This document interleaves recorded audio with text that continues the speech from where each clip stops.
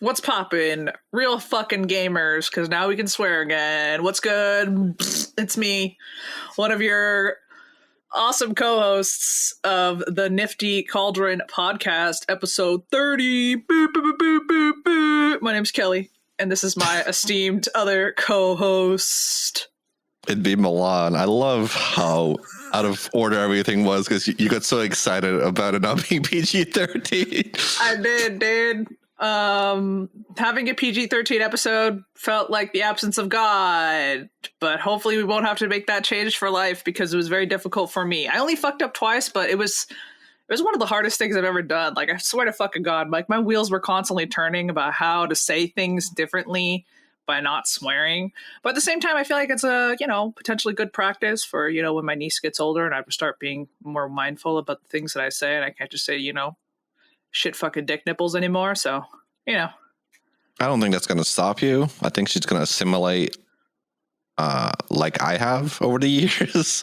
Because, it's not like she's going to be isolated, right? Like, her room is close enough where she'll just hear you naturally talk as well. On stream, off stream. Yeah. And to be fair, between me and my brother-in-law, she's like high-key cursed anyways because the two of us just constantly fucking swear. So she didn't really stand a chance, to be honest. This is true. Her fate was sealed before she was even born. Yeah. If she's not staying shit by like first grade, I know that I've made an egregious sin. I mean, we'll find out once she starts talking. When she starts hitting that peak level toddler realness. I mean, she talks, but she kind of more babbles, I guess. We say that she talks like a fucking minion, dude. She's like, I'm like, yeah, that's she'll get there. Anything. It's good though. Like, she's trying. She just can't enunciate yet. Yeah, but she speaks in like minion talk. Yeah, it's good that she wants to communicate. She just can't yet. Yeah, we're hoping by 2, she'll be able to say stuff. She can say mama. Was that her first word? Her first word was dog. Damn. Do you remember your first word? Or first words? No. I could probably ask my mom and be like, hey, what was my first word? And she'd probably, I don't know, say it was something. Mine was, unsurprisingly, don't want to sleep. I hated sleeping as a kid. Like, I refused to nap. So whenever you my didn't mom say any words until literally you strung together the sentence and don't want to sleep? I didn't string together a sentence. Like, I said it like baby speak. Like, in Serbian, it's 2 words. And it's basically, if I were to translate it, is like, no sleep. Don't sleep, or, no sleep. And I would just say that whenever my mom would try to put me down for a nap. Well, but considering I don't sleep now, it's like, yeah, that tracks. Yeah, it was foretold in the prophecies. The ancient tablets taken down from the Serbian mountains stated that you would never sleep, and you have been fulfilling that ever since. I've been awake ever since, yeah. Also, I had Grimora tell me in my earpiece that my first word was mom. So there you go. It was mom. Very uneventful. Just mom. Lame. I think for most people it is, right? Yeah. I was hoping it's some sort of like spell or incantation. Maybe I spoke backwards. I mean, that's still mom. Oh, that's true. Poggies. Big pog. Anyways, now that I've, officially fucked up the entire opening and rambled for the last, 5 minutes, how are you doing today? What's been going on in your world? I mean, before we get into that, if you like the amazing opening that the host is doing, leave us a like, subscribe, hit that little bell, maybe comment. Give us your thoughts on the opening. Yeah, tell us how you felt. Comment, be like, Milan sucks. You should never open again. 420 Kelly 360 no scope for the rest of my life. Yeah, and if somebody says that, I'll never open again.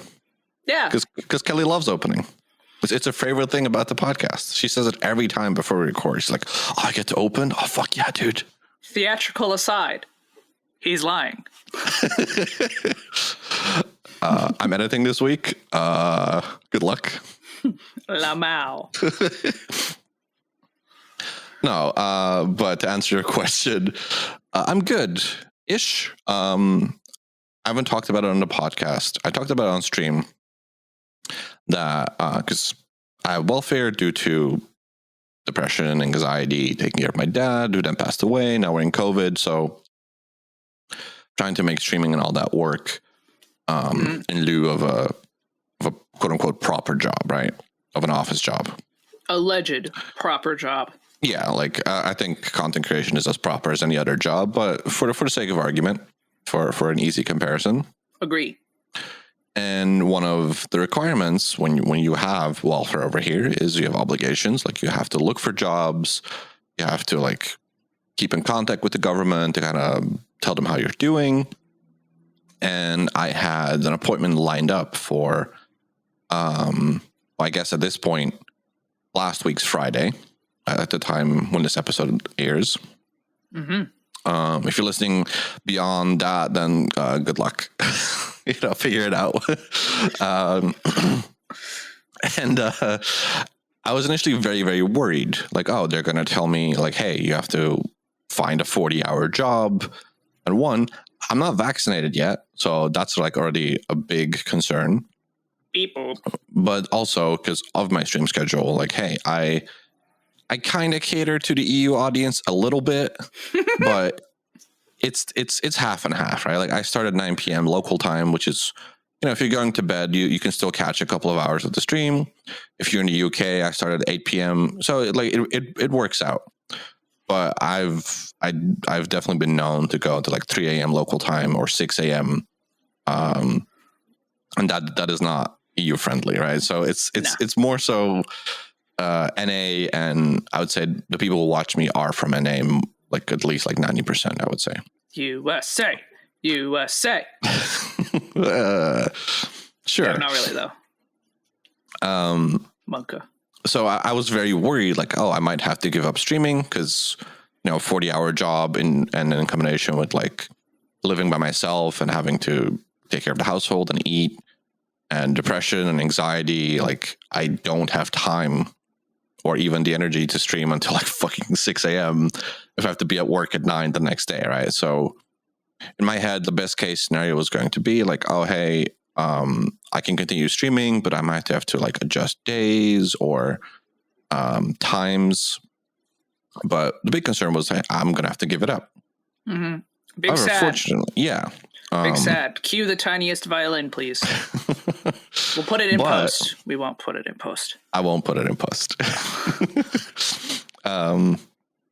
But fortunately, the lady who talked to me, I guess temporary case manager or whatever the fuck, she said, she recommended like because of COVID, the government has acquired / bought, is working with, I don't know the exact phrasing or term, with a lot of programs, which in layman's terms is if a job has like 20 openings, they can be like, hey, 5 of those are dedicated to people who have welfare. So they get like priority and you kind of just get to skip the line, right? Huh, that's super interesting. That's like not something that we fucking do here, I don't think. Not at all. It's just you have to, okay, so here specifically in like California, you can apply for, a job, and then if you are like say if you are like quote unquote not on welfare, but that they don't even account for that. But if you are like disabled or have a disability under the eyes of California law, which just dictates that you have a difficulty performing a life act, and life act is like super broad in general terms. I'm like kind of summarizing. I'm not using the exact verbiage or whatever. So anybody out there that's like an HR that wants to like smack me with their cock right now, stop. I'm a small child. Please protect me. But basically they say like, oh, if you're disabled, then we enter the interactive process in which we try to accommodate your disability. So say like in your case, if you had, like you have like your insomnia, like you have like a sleeping disorder, that would count as a disability. And then the job would try to find a way to accommodate you. And if they are able to accommodate you reasonably, so reasonable accommodation, again, is super broad.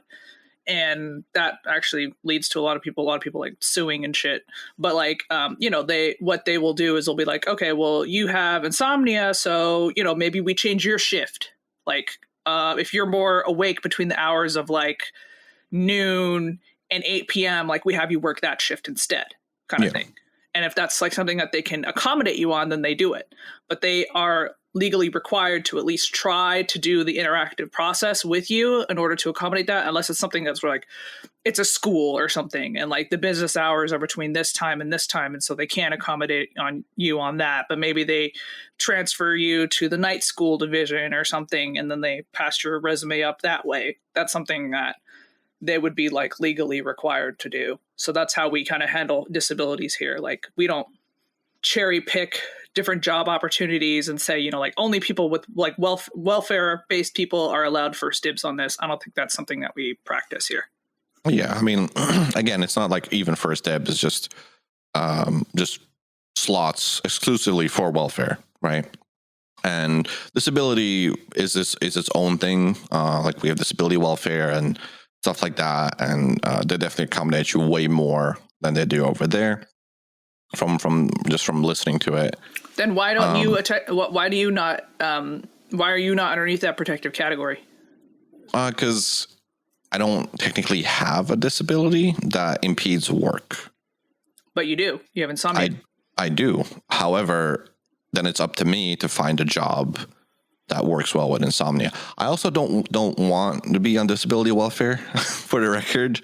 No, because does it suck? Like what? Why? No, it's not terrible.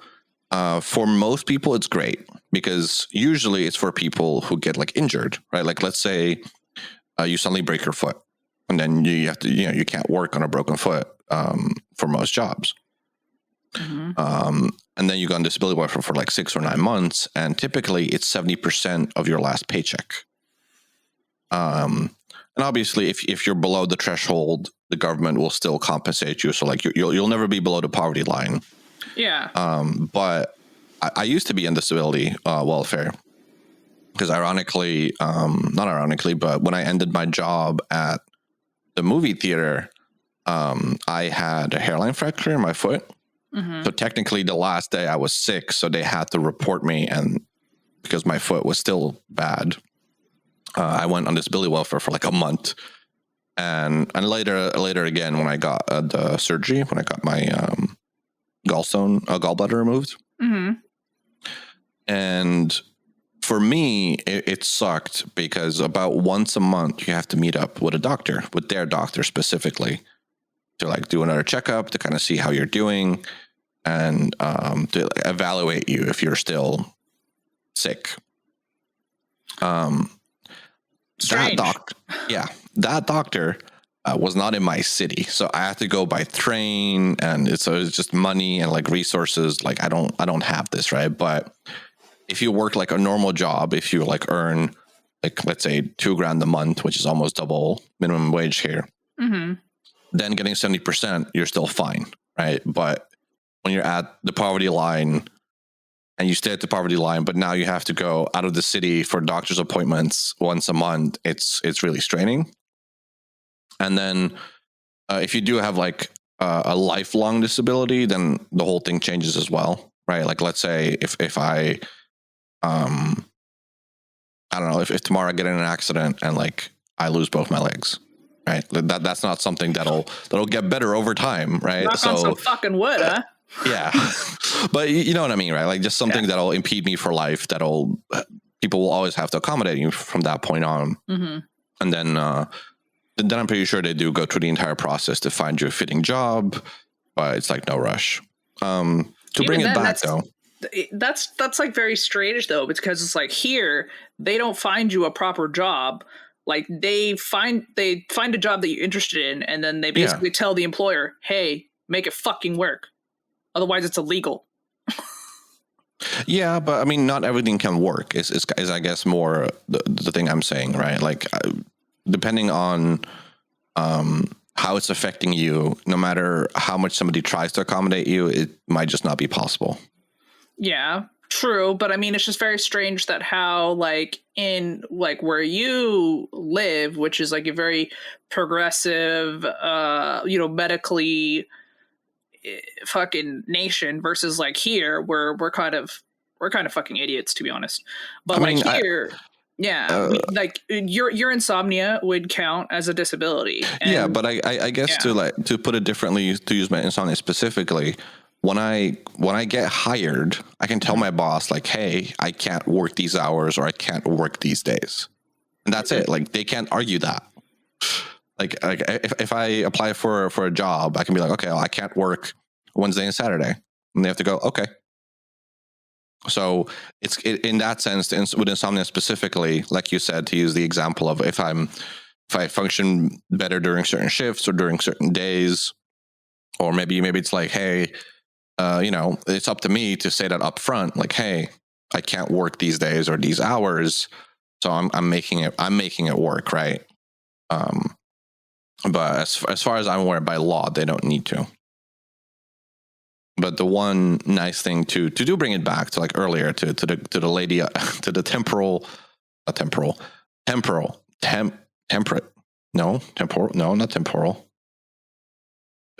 the temporary, that's the word I'm looking for, Jesus, government lady who called me because they have such an influx of programs, and because COVID hit everybody here, like a lot of people lost their jobs because of it. They set up this new program that'll pair me with like a one-on-one recruiter / agent / consultant, whatever you want to label it as. And assuming she's not lying, assuming it's actually true, because she kind of gave like a sales pitch. I was like, you don't really have to convince me, I'm already on board. Where they'll work with me intimately to accommodate me in every front, like both from insomnia to my hip to depression to like a streaming schedule. Wow, that's pretty good then. Yeah, like normally the government's main goal is to get you off of welfare, right? So ideally a 40-hour job, but with this program, like they just want to reintegrate you into society.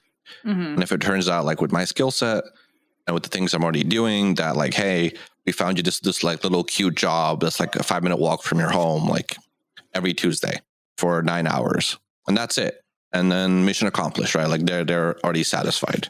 Wow. Okay. I mean, yeah, that's pretty cool, pretty understanding. I mean, I'm glad that they actually like listen to the things that you want to do, and like,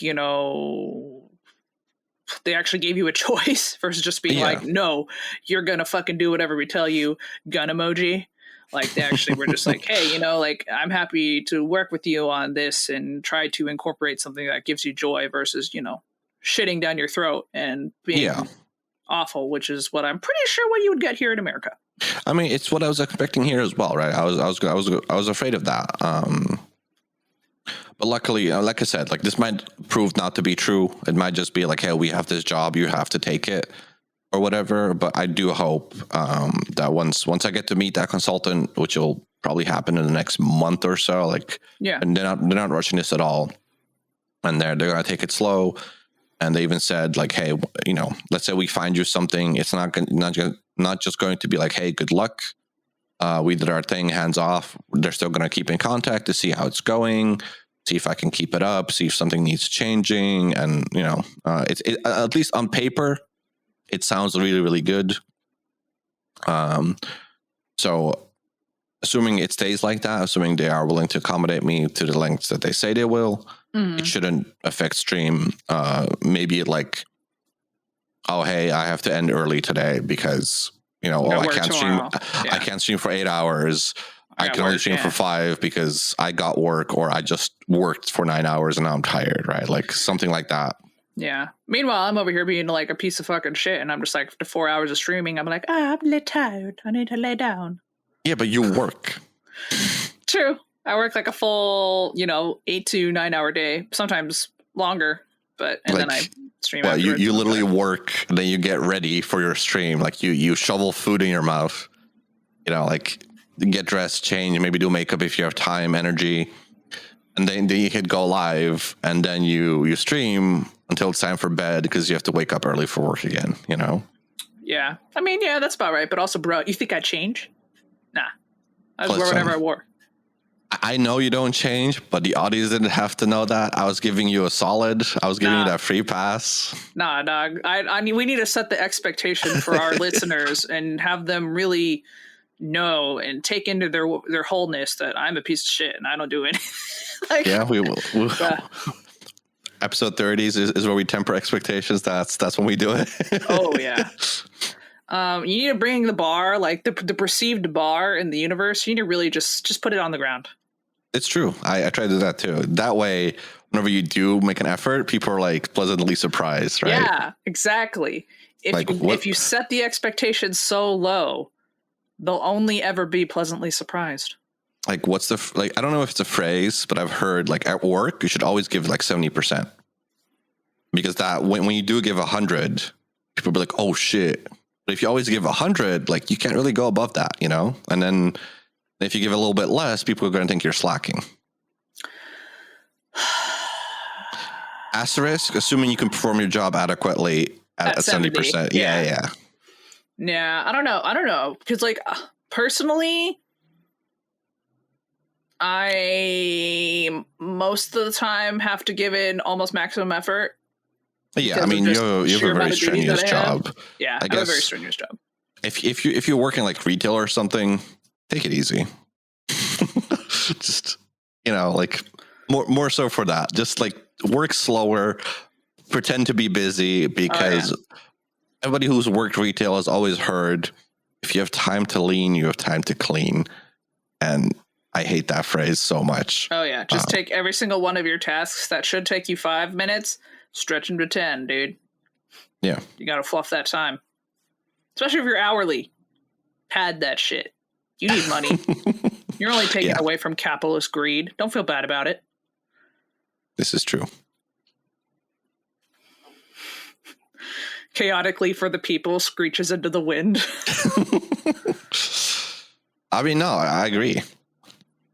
But yeah, other than that, you know, don't underperform if your job doesn't allow you, you know, if it has actual like ramifications, don't do it. But if it's like, hey, go clean up this corner because you work retail, like you don't need to make it the most spotless corner in the quickest amount of time possible. Like, nah.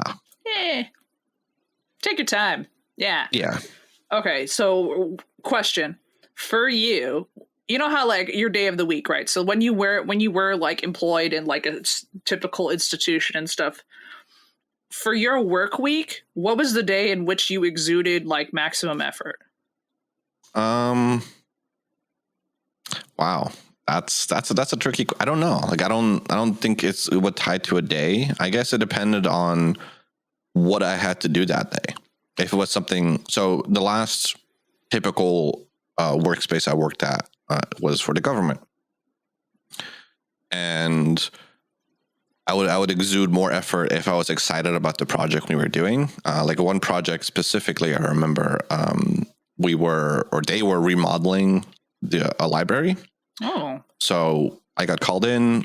Me and coworkers got called in to like redo the IT department and the computer section. We love an erudite institution. Yeah, and the opening was Monday, and we were not done on Friday. Mm-hmm. Like, fuck it, I'll work the weekend, because I was excited to like do it, and I wanted to like cable manage the library because I'm a nerd. Like, okay. Gonna make it look nice, bruh. At the same time, though, were you a salary man or were you paid hourly? Salary. Hourly. Oh wow! So you actually put in extra. I enjoyed going there. Yeah. Wow. I mean, to be fair, I have a really cool boss. And when I said like, yeah, I'll volunteer, he immediately said like, yeah, okay, cool. Like intern, like just tell me when you want 2 extra days off. Like maybe for Christmas if you want it, like whenever you want to, take it. Bruh, I wish my life worked like that, bruh. Bro, so my work day was officially 9 to 5. Working for the government, and I think this holds true for any government, I've never left later than 2 p.m. because I was done for the day. So in those days, being salary is amazing because like, oh, you're done for the day? Yeah, just go home. It's fine.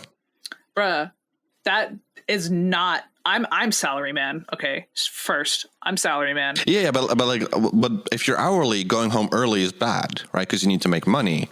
No, for sure. But so in that sense, if you're salary, going home early is great because you're getting paid regardless. Yeah, but like, okay, I'm salary man, and I have maybe once benefited from the salary clause of getting, like, you work more than X amount of time, you get your full day of pay. I've only benefited from that once.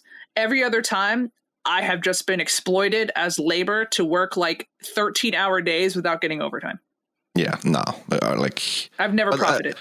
I mean, but that's also like the difference, right? Like, I worked for the government, and every government is lazy. Don't let anyone tell you otherwise.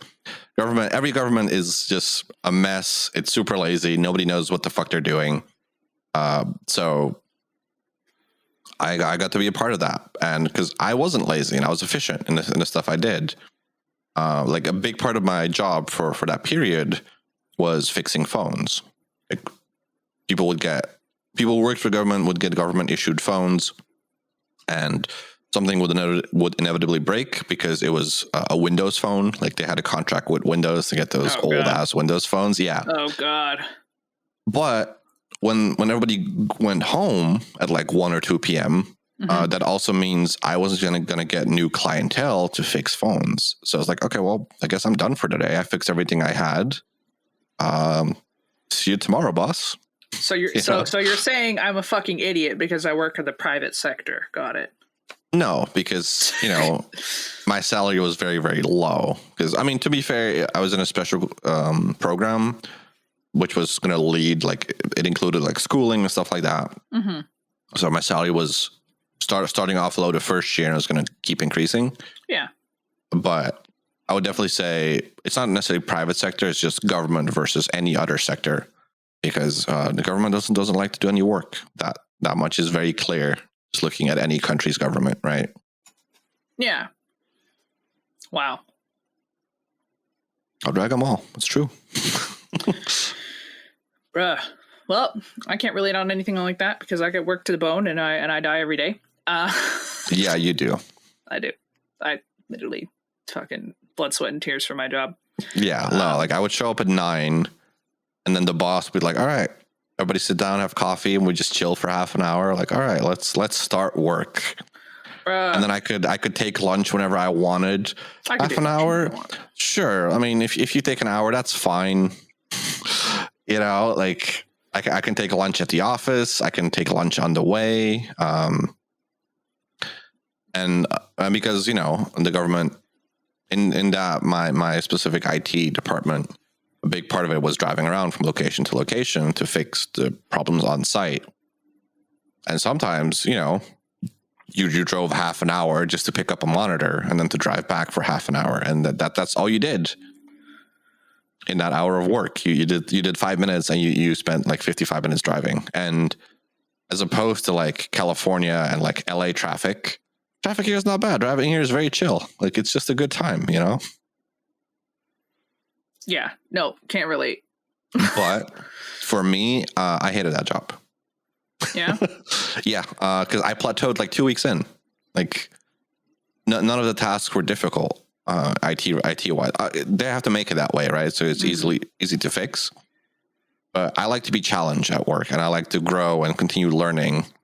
And I don't just want a cushy job for the rest of my life. Like, I want to keep improving as a person. And I plateaued on that job 2 weeks in. It's like, okay, cool. I don't like this anymore. Bruh. I mean, I'm the same way, like, obviously, because, like, I went back to school to, like, learn new things, but also I did it because I want fucking money. I mean, yeah. I did it because if I get a project management certificate, it means I can make more fucking money. I did it because if I went back and I got my fucking HR certificate, I could make more fucking money. So that's why I did it. So there was like an ends to a means, but at the same time, it's like, I don't really like repetitive tasks over and over again. I get bored, and then I get listless, and then I have to face my internal demons, and that's awful. Who wants to do that? So, yeah, I typically like to just I like to learn new things too, because it keeps my mind busy. So yeah, I see what you're saying. Yeah, like, for me, like, I don't have to be like extremely challenged every single day, like every minute at the job. Like I don't want to stress out to that extent.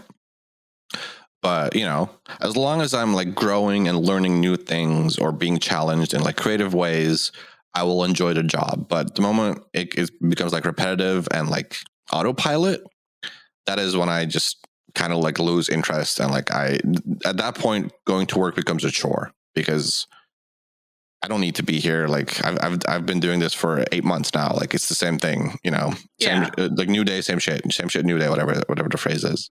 Yeah, and that's one of the reasons why I fucking quit my travel agent job, because it was the same shit, different day.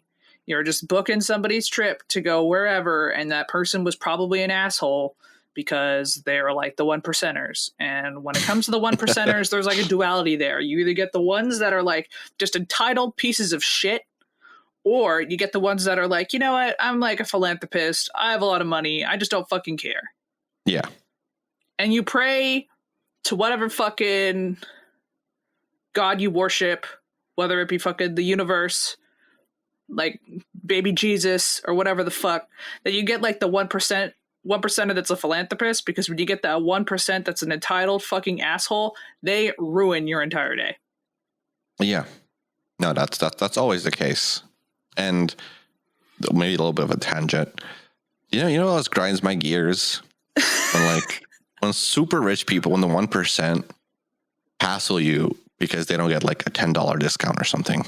Yeah, but at the same time, it's like that's how rich people get richer. Is like they just like squeeze every single penny until it like assimilates into their veins. Absolutely, and you know that's how they got rich. Probably they probably inherited that money or whatever, but it's like, I don't get paid enough for this, dude. Please just stop. Stop haggling me for these $10. I can't give it to you. No, you can't talk to the manager either. Just please. You're already spending like $2,000. Stop haggling me for $10. Bruh. Okay, so let me give you a fucking example. I used to work at fucking GameStop, right?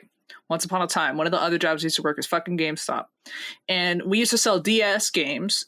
But sometimes the DS games wouldn't come with a case, right? It would just be the little cartridge. And so we had the little cartridges inside a special locked cabinet and stuff. And this guy comes in and he's like, yeah, I want to buy my daughter Cooking Mama, right? I think it was Cooking Mama. So I went and I looked it up. I'm like, okay, yeah, it looks like we have one. And I checked the case while we didn't have it. So I knew it was going to be in the caseless case, right? So sure enough, it's in there, and I give it, and I'm going to sell him this game. And he's like, this doesn't even have a case. And I'm like, yeah.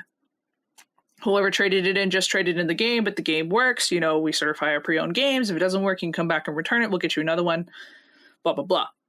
And the guy was just like, yeah, but there's not a case, so I want a $5 discount. And then I'm just like, look, man, this is like a company. This is like an establishment. I can't haggle with you. We're not at a swap meet. You know, like this isn't how this goes. You got to pay this plus tax. He's like, well, what if I give you cash? You know, under the table. And I'm like, no, dude. This is my game. What do you mean? I'm not personally selling you this game. I have no emotional attachment to whether or not your daughter receives Cooking Mama or not. I don't give a fuck. I'm just here and I get paid for it regardless. Would you like to make this sale? No, I can't give you a discount because the fucking case is not there. I can make you a fake little case, put it in a little plastic whatever, and put fucking Cooking Mama on the front, lick my asshole. You know? Like, you want that? Like, it was just so fucking stupid. And then he's like, you know what, fine, she really wants this game, I'll get it, right? So then when he goes and he pays me, he takes out like a wad of 100s. He had like a fucking wad, bruh. And I'm just like, you seriously tried to fucking haggle $5 off a DS game with no fucking case, but you're sitting on fucking like wads of hundies? Like, what the fuck? So then he thumbs through like his fucking his stacked up money clip that looks like it's gonna fucking fall apart because it's so full of money. And then he pays with $100 bill. Of course he does. Because he doesn't have anything smaller. Like, he doesn't have anything smaller. It's all hundreds. So I'm just like, bruh, like, what the fuck? Like, seriously? Yeah. Bruh. I hate that. Like, I get it, right? I hated it. If you say $5 pretty much everywhere, it adds up really quick. For sure. And I'm all for like, ask. If you're like, hey, if he was like, hey, this doesn't have a case, can I get a $5 discount? You go, no. You should be like, you should go like, oh, okay. Yeah. That's it. And then just, for sure. Like, it doesn't hurt to ask. Agree. Exactly. And I even encourage people, ask, because in a lot of cases you will get a discount, just by asking. But don't be an asshole about it. Don't badger the employer or employee. Usually they're just like a teenage kid, who can barely croak out a response out of shyness. Like, don't badger them. Yeah, like, come on, man. And yeah, it is like, bruh, really? Like, bruh. Oh my God. You know what I also hate? Sure. And this is more applicable in the US, is when you tell somebody no, and they do go behind your back to like your manager, and the manager caves. That annoys me so much, because now I look like a fucking idiot. Yeah. No, and I had my manager do that too, because it didn't come with a case. This was later on. So we were selling somebody fucking Kirby's Epic Yarn. I remember this shit too. Sticks with me vividly. Sold somebody fucking Kirby's Epic Yarn. Didn't come with a case. Was only the CD. So we did a little custom print job or whatever, and it ended up, he was like, oh, well, it's not the authentic one, so I want a discount. And I'm like, okay, I can't give you that. And then, like, my manager, who I got fired, comes out of the bathroom, and it's just like, yeah, just give him like 10% off, like if he had like the power up card. And I'm like, but he doesn't. But he doesn't. It's like, oh, it's fine. I'm the manager. I'll sign off on it. I'm like, are you fucking kidding me? And now I look like a dick saying I couldn't do anything, and now you're just like, I can do it. Like, exactly. Now I look like a fucking idiot. Like, I hate that shit too. It's like, I don't know. If you want to do it as a manager, after the customer leaves, pull your employee aside and be like, hey, next time you should just do this and I'll sign off. Right? Like, but don't make them look stupid. Don't make them look incompetent or whatever. Because why? Like, they work for you. Like, it's more important to have a good relationship with the people who work for you and with you than some random customer who will buy one thing, and clearly, if they're that bitter about not having a case and they want a discount, they're not going to be a good returning customer. Real shit though. He wanted me to ring it up, and I was like, no, if you're signing off on this discount, it's going to be underneath your transactions. And I fucking signed out. Yeah. I signed out of the system so he couldn't fucking put my name on it, because that's how people get you fucking fired. They're like, oh, well, I see on this date you gave this person a fucking discount on a transaction when they didn't have the power up card. I'm like, that could be underneath your fucking name. Yeah. Because I'm not breaking protocol for some fucking Joe Schmo in like a fucking Kirby's Epic Yarn case. He can fucking lick my sack. Exactly. No, absolutely. Like, luckily, whenever that happened to me, it was at the movie theater. Mm-hmm. And luckily it was never like in terms of being signed in. We would just like give them like a free voucher for like a free movie. Mm-hmm. And then I would just scan that. So that counts as payment. Mm-hmm. But the manager not the manager, but like the customer would go behind my back so many times. And because it's such a big movie theater, they really only cared about pleasing the customer no matter what. Yeah. And I mean, I will say, luckily, I also had the power to give out vouchers. Yeah. So sometimes, like, if something bad happened or somebody fucked up, I'd be like, hey, here's a free voucher for next time. Yeah.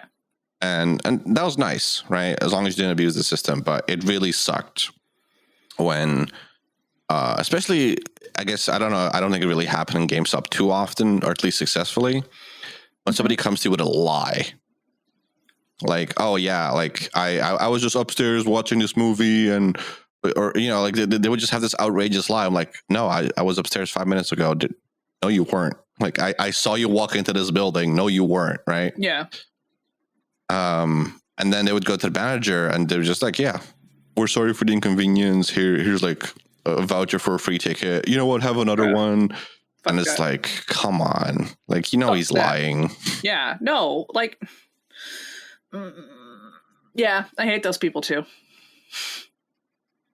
It's like, and like I said, it probably happens at GameStop, but it's probably a lot easier to catch. Like, oh yeah, no, I was here yesterday and I bought this game and it doesn't work, so I want my money back. Do you have a receipt? No. you know. Well, that's the thing though. It's like, so I'll be like, okay, well, this person, you know what they used to do? They used to go to fucking Target. They would steal games from fucking Target, and then come to GameStop to train them in. Bruh. And what kind so of Ponzi scheme ass shit is that? Bruh, so then they would come in and they'd be with their stolen games from Target, still shrink wrapped, and I'd be like, I can't take those games. And they're like, oh, why? They're brand new. You can just take it in as inventory. I'm like, no, because they're shrink wrapped. I don't know where they've come from, and now you can't train them in here. Well, why? Well, I'll just go outside and take them out of the shrink wrap. And like, no, I physically saw you walk in with shrink wrapped games. I'm not taking them. Yeah. So you'll have to go to another store. Thank you. Bye. And it was nice because I wasn't a manager and I wasn't an assistant manager, but I was third key, so I could make those calls. And yeah, I'd be like, no, man, this isn't like worth my job to cater to your, like, we're going to give you a nickel for that game anyways, dude. It's like Connect Animals for fucking Xbox, bro. Like that you're going to get a nickel for that game. Like just fuck off, man. Fuck off. Go down to La Paz. Take the games out of the shrink wrap this time. Though probably don't go to La Paz because that's probably the Target you stole it from, bitch. I mean, just go to a different game shop. Just take the shrink wrap. Exactly. And that's what I'm like, I can't legally do it. Sorry, bye. Yeah. No, like, I don't know if you guys have this in movie theaters over there. But when you buy a ticket, obviously you get carded. Oh, yeah. If it's an R-rated movie, sorry. I have to remember the terminology. Mm-hmm. And then we'll card you again at when we rip your ticket. Because you can buy the ticket at the computer without interacting with anybody. We'll card you if you look young enough. Like, obviously, you don't card everybody. Yeah. And then sometimes, if the movie sold a lot of tickets, or if it's just very busy, we'll put somebody at the entrance of the movie the movie room, because there's nobody stopping me from buying like a ticket to Dominions and then just not going there and just going to a different movie room, right? Yep, we call it movie hopping, bruh. Yeah. Or just maybe they slip by. Maybe my coworker didn't judge their age well enough, and they're like not 16, and they bought the ticket. Wait a second. Hold the fuck up.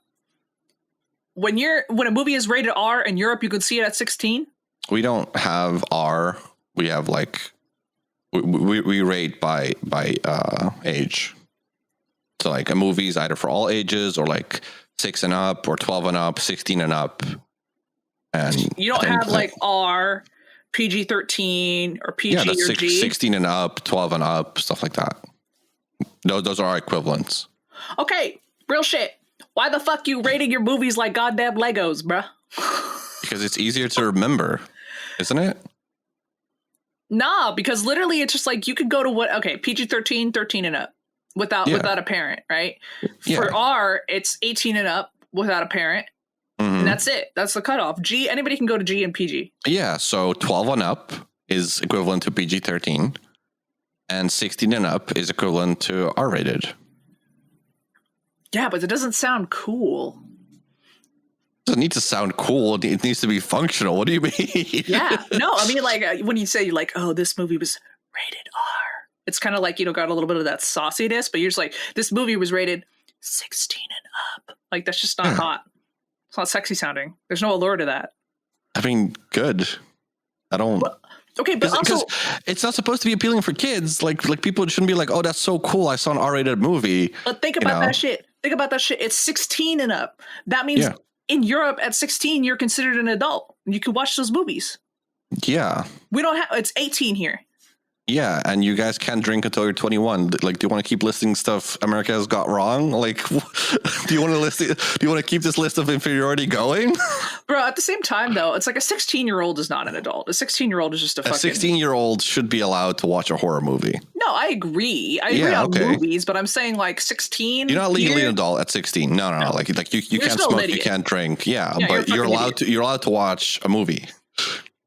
That makes sense. That totally makes sense. And then we have different trigger warnings, right? Like it's rated these for like drugs or violence or stuff like that. I do believe we have an official 18 plus, but I think we do. I think that's pretty much just for porn. Like I've never, while I worked at the movie theater, I've never seen an 18 plus movie. So, I mean, but I was stationed at that door plenty of times, and people would get mad if I would be like, "Hey, can I see your card?" And that turned out to be under 16. And then like, "Well, but your colleague let me through." My colleague was blind as a bat. I'm not letting you through here because if I do, I am breaking the law and I could get a huge fine. Like I'm not doing that. Exactly. It's like I'm sorry. Like I'm not willing to lose my fucking job for your peach fuzz looking ass motherfucker. Like back the fuck up. You're not seeing this movie, kid. Well, just go downstairs and like we'll give you a new ticket. Like you can pick any other movie. Yeah. Like you're not screwed because my colleague fucked up and didn't card you. But just people are so entitled. It's like you know that they were you were trying to sneak in here. Like don't pretend like you're like I'm not supposed to be here. Bruh, dead ass. I used to go to movies with both Sister Gomorrah and also as well as with my other sister Jen. And Jen's got a hella baby face. Like she's got very like round, full cheeks, and she's got like a heart shaped face and stuff like that. And so I would be legitimately underage. I'd be like 16 buying an art ticket, and they would sell it to me or whatever. And they would card Jen, who is like 25, and they would not card me. So I'm just like, man, it's cool when I'm trying to go to the movies and I'm not, it doesn't matter anyways, because she was my parental guardian. So she could have signed off and be like, yeah, she's good to see the movie. It's not a big deal. But it was so funny because every single time they would card her because she looked so young and had a baby face, and also helped that like I'm taller than her. So they'd just be like, oh, well, the tall one's obviously older. But like and then she'd be like, seriously? Like, and she'd slide her ID over and she's like, I'm 25, like, kind of thing. Or like, like I'm like 21, like, come on, like, what the fuck kind of thing. And it was just super funny, but it just goes to show you that like, they also have a thing here too. In like America, when they ID you for fucking, when they ID you for, alcohol, they have this clause where like, if you don't look over 40, then they have to legally ask you for ID. Oh, damn. That's a big threshold. Yeah, right? And I'm just like, also, what the fuck does 40 look like? Like, what are you saying about 40-year-olds, bro? Like, come on. Like, why'd you pick 40? Like, it's kind of fucked up. Maybe they're aging really good, Or maybe maybe they had a little bit of a rough life. Maybe they're looking, kind of 50 or 40 or something. But that's also fucked up. Like, I just think that, honestly, if you're buying something or you're buying whatever, just card everybody. Just be on the safe side. You never know who's going to be like a fucking like 13-year-old that can grow like a fucking ZZ Top beard, dude. You never fucking know, man. I've never been carded. So I didn't like do any underage drinking, but I got sent to buy cigarettes from my mom a lot. I've never been carded in my entire life. Because I've always looked 40. Like I started shaving when I was 12. I've always looked 40, Well, here in America, you would not be carded when you wanted to buy alcohol. That is true. But yeah, no, I do. One thing I do remember for the movie theater that I enjoyed doing, I'm sure you guys have it too, where you have a seniority discount. Yeah. And over here, it's 65 plus. Yeah, that's what it is here. And sometimes it's 55 and older. Okay, over here it's 65. It comes back like the retirement age that we talked about a couple weeks ago. Yeah. So, but for the most part, you just go like, hey, I'm a senior. Can I get the discount? And sometimes I'll be like, I don't believe you're 65. You look way too young. And like people would like, that would always just like brighten their day because they were clearly 65 and up, but it's like, let's make you feel young for no fucking reason. Yeah, baby. Yeah. You may be 65, but you looking like a 55. Yeah, and usually that would at least make them smile. Like, yeah, I did something nice today. No, dead ass. Like when somebody cards me, I feel fucking touched, bruh. Like when somebody's like, oh, like I'm buying like alcohol, and they're like, yeah, can we actually see your ID? And I'm just like, oh. bro. If I got carded, I'd probably be offended at this point. Like, really? Like, now you pick to card me my entire life? I don't get carded, but now when I have gray hairs, you're like, I don't know, man. You could be under 18. Like, really? I mean, there are some people that start going gray in like fucking high school, man.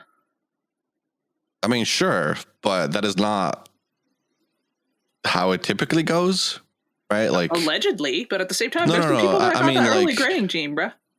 Sure, but when you think of the average teenager, you don't picture graying or gray hair, right? Is what I mean. I mean, yeah. So in that sense, but I think I'd just be offended because I've never been carded. So like, really, now you're gonna start when I'm in my 30s? Now, like now you're gonna try to make me feel young? Yeah, the audacity, trying to make me feel young and supple when clearly I'm fucking on the verge of death. How dare you? Yeah, because it's like, we've done group shopping. Like where I was with a bunch of friends, and it would get carded, and by assumption, you assume like, oh, they're just carding everybody. They get to you, and then it's my turn. Like, no, you're good. I'm the youngest in the group. I'm like, motherfucker. feels bad, man. Feels birthday, man. Yeah, but not really. Bruh. Fuck. It just feels old, man. Cue the world's smallest violin that we don't add in post at all. So you just mentally picture it, please. Thank you. I don't know, but I mean, in my case, like I've said this half jokingly, I haven't really aged in like the last 15 years. Like I've looked like this pretty much for as long as I've known you, right? I would honestly agree. Honestly, I feel like you're kind of like, do you know who Leslie Nielsen is? Probably not off the top of my head, but if I Googled him, I probably do know. Okay, well, like he was in like Naked Gun. He was. Oh yeah. There you go. Yeah. So Leslie Nielsen, I feel like he aged early, but once he hit that spot, he just stopped because he looked like that for like the next 30 years. Yeah. Like he went gray early, and then you just fucking just kick flipped into eternal youth, and you just stayed that way. Yeah. No, I think I'm the same way in the sense of obviously I had a different beard then and stuff like that, but if I shave the way I shaved back then, I'm pretty sure I'll look. I mean, obviously, I was a little bit more baby faced, but for the most part, I haven't changed. You haven't either. Like, really? You look. I mean, you look a little bit older. Like you look more refined, right? As in, like you. Yeah, like you look a little bit older in that sense. Like, but if I hadn't seen you like for the last 15 years. I would have still recognized you instantly. Wow. I mean, yeah, I would say that. I mean, my face is probably a little more fleshy because I used to be very skinny, my dude. You used to be too skinny. Oh, agree. I mean, a good strong wind and I would have just yeeted in the face. But now I'm more fleshy and I figure, I don't know. It doesn't look bad on me. I don't hate it. But like, I don't know. I feel like I know what looks good on me now, and so I make smarter choices when it comes to like things that I wear and my fashion and my makeup application for the most part. But I would like to say I haven't aged very much either. Hopefully, I don't know. I went to my high school reunion and everybody was like, "Yeah, you're looking good." And then I also took Remora to my high school reunion. And everybody's like, "Yeah, you're looking good." So we like high fived, and we were just like, "Hell yeah, we're hot." Validated glow up. Yeah, no, like now that I think about it. I can't really picture Grimoire for my visit because I think I only saw her when we went out to dim sum.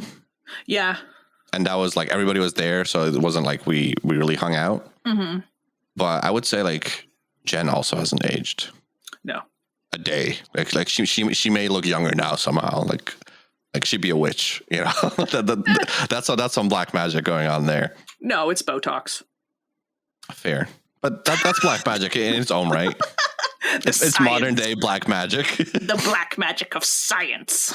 I mean, what is magic if not unexplained science, you know?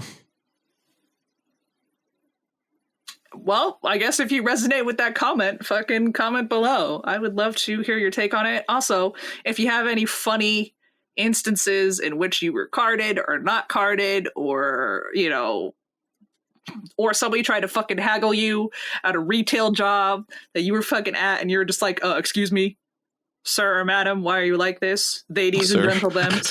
Ma'am, this is a Wendy's. Yeah, exactly. It's like, ma'am, this is a Wendy's.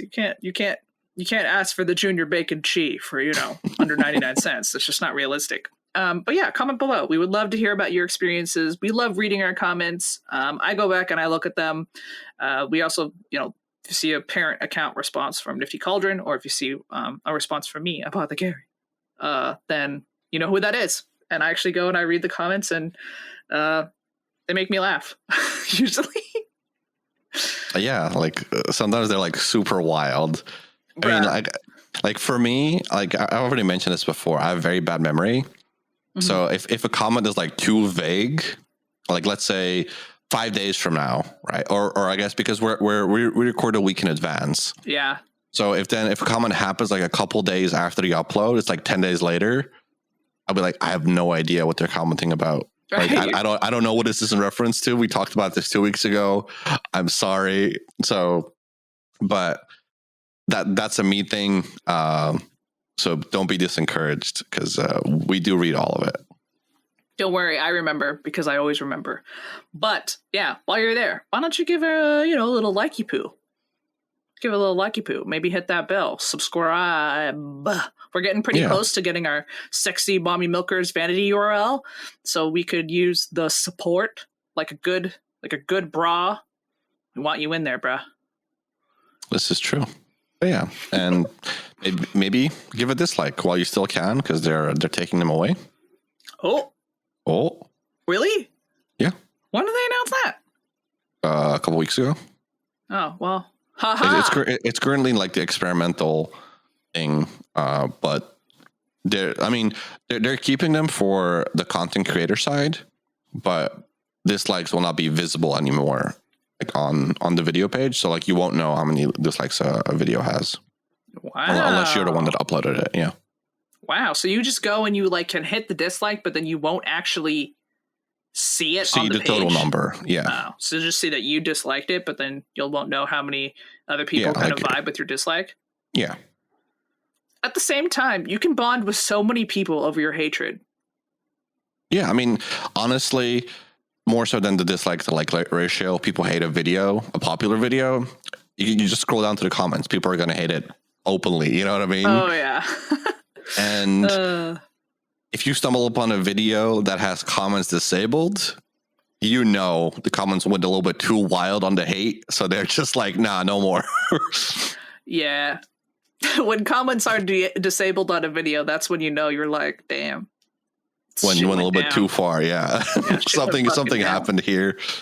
I think I actually recently was looking at a music video that was recently released, and the comments had been turned off, and I was like, oh. I think that's actually pretty common for music videos. Really? Yeah, because they just don't want, because it's like, it's just a music video. Like they don't want to engage with anything. They just want the views, right? So they don't care. I don't know if that's for music videos, but definitely if it's just a video that's just the song audio that plays in the background, but it's just like a still, like, when you go and you like YouTube, like your band, and you're just like, okay, here's like the whole album, but it's on like one fucking long super track, and we don't fucking give you like the different breakups of where the next song starts, and then you say you low-key hate yourself. But I mean, seriously, I guess I went down like some deep trauma YouTube fucking shit where my eyes glazed over and I said that whole last thing. But usually they're turned off on that one, but it actually becomes like when it's just like an actual like music video where they've like filmed real shit and they got like actors and shit, and I don't know, there's some like big fucking dance number or some motherfucking shit. Like typically they have that shit on for engagement. I mean, yeah, but I've also seen it plenty of times. Like maybe it depends on the publisher or like which company did it. I don't know. Like I've it's definitely not rare for me to find a video that has comments disabled. I mean, I've been seeing more of them lately, so I don't know. It's like a whole ass thing. I don't know. I guess that's a deep lore. Potentially. We'll get to the bottom of this. No, he won't. I don't even fucking have time to breathe, bitch. I ain't gonna research this shit. Getting to the bottom of YouTube comments, not really high on my to-do list. Nah, not really high on my to-do list either. But if somebody would like to do the research, then comment below and let us know what the fuck's happening. That would be cool. I would love the information. Also, if you know somebody that's into Vor, please DM me. I don't know why I have to keep asking. I want to know what the fuck is up with Vor. Fucking respond. Please respond. I don't know what's happening. Fucking explain it to me. Thank you. Thank you for coming to my TED Talk. You got really passionate about that, but I agree. Let us know. Like, don't let us like sit in like mystery for how many more weeks or months or years. I want to know. Release us from this prison. Yes. At this point, I'm not a werewolf. I am a Y-wolf, and I am possessed by inquiry. I must know why. Please. Be the silver bullet that ends my existence. Red pill me with Vor, dude. I agree. Well, fuck. At this point, I think we literally took up the entire hour just talking about fucking jobs. Yeah, more or less. That's how we do it here. That's how we do it. You just catch it. We both just start riffing. And then I always come back with, I don't know fucking shit about Vor, so let's talk about it. So, at this point, I think we're ready to take it in for a fucking landing. That's the shitty sound of a plane landing. Planes don't sound like that. Please don't fucking come for me. I'm not a professional. But I have been... You're not a plane. I'm not a professional plane. I'm not a professional plane. Don't come for me. Plane people of the United States and of the Netherlands, do not come for me, plane kin. I don't understand. But I am one of your co-hosts signing off. My name's Kelly. This is my other co-host. I'm supposed to... Okay. I wasn't sure. But yeah, it'd still be Milan. I'm also signing out. So thank you for stopping by. Again, appreciate you taking the time to listen to the pod.